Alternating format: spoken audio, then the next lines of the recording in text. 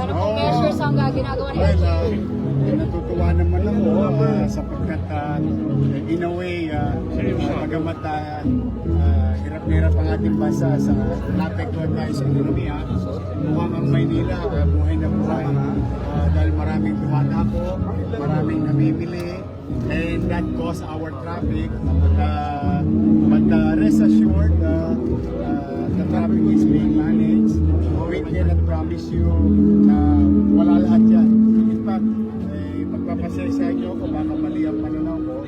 Mas gusto ko nga na lahat sila dumako rito dahil lumaki ang bilang ng negosyo namin by double digit in terms of business registration in the past 6 months. No? At natutuwa naman ako because it provided about 13,000 plus more jobs, new jobs in the city. But with traffic, kami po pipilitin namin na ma-manage ito at hindi naman talagang parang hindi na gumagalaw.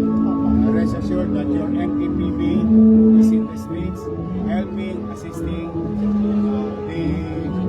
the one who's coming in and out of the city. But for the meantime, nagpapasalamat ako sa Diyos at sa mga negosyante na muling bumabalik sigla ng maghahanap buhay sa Luzon. Opo. Mayor, sorry, magsisigawan lang tayo. Medyo maingay po, sir. No? Lahat ng mga parke na sa lungsod ng Maynila, people will be flocking in the area sa Pasko and New Year. Security, sir. Ano marching order ninyo sa police? Ano naman, yung ating Manila Police District, whether may event o wala, since nag-mayor tayo, laging gising yung mga yan. Hindi sila pwede matulog dahil baka umikot si Yorme. Kaya on high alert sila. No? I'm really proud of them, the men and women uniform personnel of the Manila Police District. High moral naman sila dahil nararamdaman naman nila na may gobyerno na ulit sa lungsod ng Maynila, and they have the support of the city government. And at the same manner, I'm happy with the performance of the Manila Police District.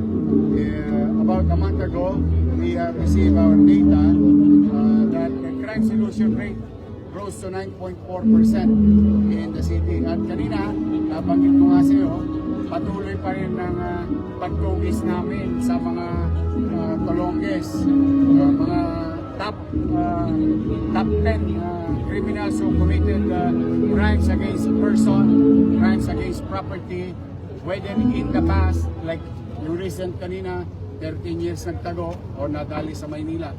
O yung isa naman, yung nag-viral sa LRT, dumayo from Parañaque to Manila o Kalawit kanina ng Manila Police District.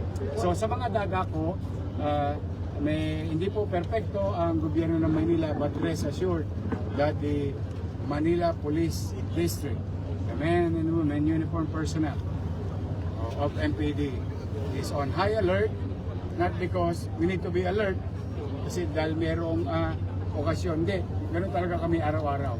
Kaya mga tolongges, di ba, huwag na kayo pumunta ng Maynila, huwag nyo nasubukin, masasaktan lang ang katawan ninyo, sayang naman. O kaya magbagong buhay na lang kayo, total, bagong taon na panahon na ng pagbabagong buhay. Basta kami magbubuti po kami, pipilitin namin maging panatag ang pagdako nila sa Maynila, at kung sakali may mangyari, rest assured that we will deliver justice to each and every one. Okay na po po. Mayor, thank you so much. Merry Christmas. Salamat. Okay.